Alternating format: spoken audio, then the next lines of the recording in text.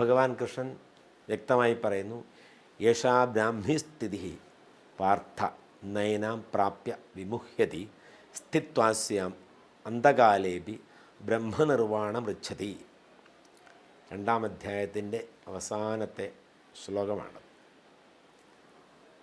ഞാൻ ഈ പറഞ്ഞതാണ് അർജുന ബ്രാഹ്മിസ്ഥിതി. ബ്രാഹ്മിസ്ഥിതി എന്ന് പറഞ്ഞാൽ സമ്പൂർണമായ ആഗ്രഹമില്ലായ്മയുടെ ഏകാഗ്രതയുടെ സ്ഥിതി. ഈ സ്ഥിതിയിലെത്തിയാൽ പിന്നെ എന്താണ് പറയുന്നു? ന വിമുഖ്യതി, മോഹം ഉണ്ടാവുന്നില്ല.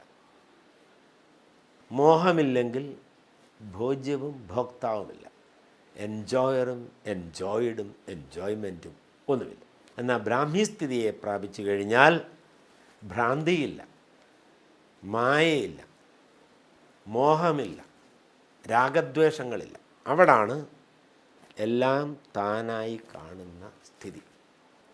ജംബോ ജെറ്റിലൊക്കെ ഇരുന്ന് താഴേക്ക് നോക്കിയാൽ ചിലപ്പോൾ എല്ലാം ഒന്നായിട്ട് നമുക്ക് കാണാൻ സാധിക്കും. നേരത്തെ പറഞ്ഞിട്ടുള്ള കാര്യമാണ്. ഉയരും തോറും ഏകത്വ ദർശനം കൂടും. മനസ്സിൻ്റെ ഉയർച്ചയനുസരിച്ച് ഏകത്വ ദർശനം കൂടിക്കൊണ്ടേയിരിക്കും. ഇത് വാസ്തവത്തിൽ കൂടുന്നതോ കുറയുന്നതോ ഒന്നുമല്ല.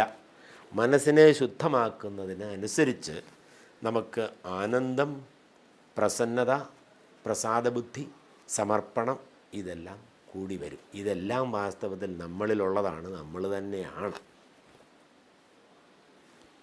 അപ്പോൾ ഭഗവാൻ പറയുന്നു, നയനാം പ്രാപ്യ വിമുഹ്യതി. ഇതിനെ പ്രാപിച്ചാൽ, ഈ സമാധിയെ പ്രാപിച്ചാൽ പിന്നെ മോഹങ്ങളില്ല. അങ്ങനെ ഒരു വ്യക്തി പിന്നെ മോഹിക്കുന്നില്ല. സ്ഥിത്വാസ്യാം അന്തകാലേബി ബ്രഹ്മനിർവാണം പൃച്ഛതി. അവസാന കാലത്തിൽ പോലും, മരിക്കുന്ന സമയത്ത് പോലും, മരണവേദന ഏറ്റവും വലിയ വേദനയാണ് എന്ന് പറയപ്പെടുന്നു. നമ്മളാരും മരിച്ചിട്ടില്ലാത്തത് കൊണ്ട് നമുക്കത് അറിഞ്ഞുകൂടാ. എങ്കിൽ പോലും ഏറ്റവും വലിയ വേദന മരണവേദനയാണ് എന്ന് പറയപ്പെടുന്നു. ആ മരണവേദനയിൽ പോലും ഞാൻ ദുഃഖിക്കുന്നില്ല. അവിടെയും മരണവേദനയിലും മരണത്തിൻ്റെ അവസ്ഥയിലും ഞാൻ തന്നിൽ തന്നെ ബ്രാഹ്മി സ്ഥിതിയിൽ തന്നെ നിലകൊള്ളുന്നു. ഇവിടെ നമ്മളാണ് തീരുമാനിക്കേണ്ടത്. സ്ഥിരമായത് വേണോ അസ്ഥിരമായത് വേണോ? മിഥ്യ എന്നതിന് അസ്ഥിരത എന്നേ അർത്ഥമുള്ളൂ. മിഥ്യ കൊണ്ട് വാസ്തവത്തിൽ പ്രയോജനമില്ല എന്ന് പറയാൻ പറ്റത്തില്ല. അജ്ഞാനിക്ക് മിഥ്യ കൊണ്ട് പ്രയോജനമുണ്ട്. ഒരു ആധ്യാത്മിക പുസ്തകം മിഥ്യയാണ് വാസ്തവത്തിൽ. ജപം, ധ്യാനം, ലൗകിക വസ്തുക്കളെല്ലാം സത്യത്തിൽ പരമാർത്ഥത്തിൽ മിഥ്യയാണ്. പക്ഷേ നമുക്കതുകൊണ്ട് പ്രയോജനമുണ്ട്. അറിയപ്പെടുന്നതിലൂടെ മാത്രമേ അറിയപ്പെടാത്തതിനെ അറിയാൻ സാധിക്കൂ. അപ്പം അസ്ഥിരത ജഗത്തും സ്ഥിരത ഈശ്വരനുമാകും. മിഥ്യ എന്ന് പറഞ്ഞാൽ മാറിക്കൊണ്ടേയിരിക്കുന്നു.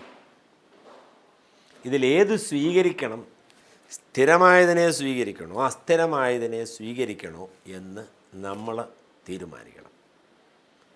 സ്ഥിരമായതായി നാം തീരുമ്പോൾ നമുക്ക് പൂർണ്ണമായിട്ടുള്ള സ്വാതന്ത്ര്യം കൈവരുന്നു. അതാണ് യഥാർത്ഥമായിട്ടുള്ള സ്വാതന്ത്ര്യം. മറ്റെല്ലാം പാരതന്ത്ര്യമാണ്, സ്വാതന്ത്ര്യമല്ല. ജഗത്ത് മിഥ്യയാണെന്ന് പറയുന്നു, പ്രപഞ്ചം മിഥ്യയാണെന്ന് പറയുന്നു. കാരണം അത് മാറിക്കൊണ്ടേയിരിക്കുന്നു. ഈശ്വരൻ സത്യമാണെന്ന് പറയുന്നു, അത് മാറുന്നതേയില്ല. ഒന്ന് മാറ്റമുള്ളത്, ഒന്ന് മാറ്റം ഇല്ലാത്തത്.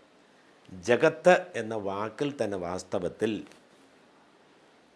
ഗമനം എന്നൊരർത്ഥമുണ്ട്. ഗച്ഛതി ഇത് ജഗത്ത്. ഗമനം അതിൻ്റെ സ്വഭാവമാണ്, എപ്പോഴും മാറിക്കൊണ്ടിരിക്കുക. ഗമനപ്രക്രിയ. ജായതേ, ഗച്ഛതി, സ്ഥീയതേ. ഇത് മൂന്നുമാണ് ജഗത്ത്. ഉൽപ്പത്തി, സ്ഥിതി, പ്രളയം. ഉത്പത്തിയും സ്ഥിതിയും പ്രളയവും ഉള്ളത് ജഗത്ത്. ബ്രഹ്മം എന്ന് നമ്മൾ വ്യവഹരിക്കുമ്പോൾ മാറ്റമില്ലാത്ത സത്യവസ്തു. ഇപ്പം ലൗകികമായൊരു കഥ ഒരു സിനിമ കണ്ടു കഴിഞ്ഞാൽ കൊച്ചു കുട്ടികൾ പോലും അങ്ങനെ അത് റീപ്രൊഡ്യൂസ് ചെയ്യും. അവർ വേണേൽ അഭിനയിച്ച് കാണിക്കും.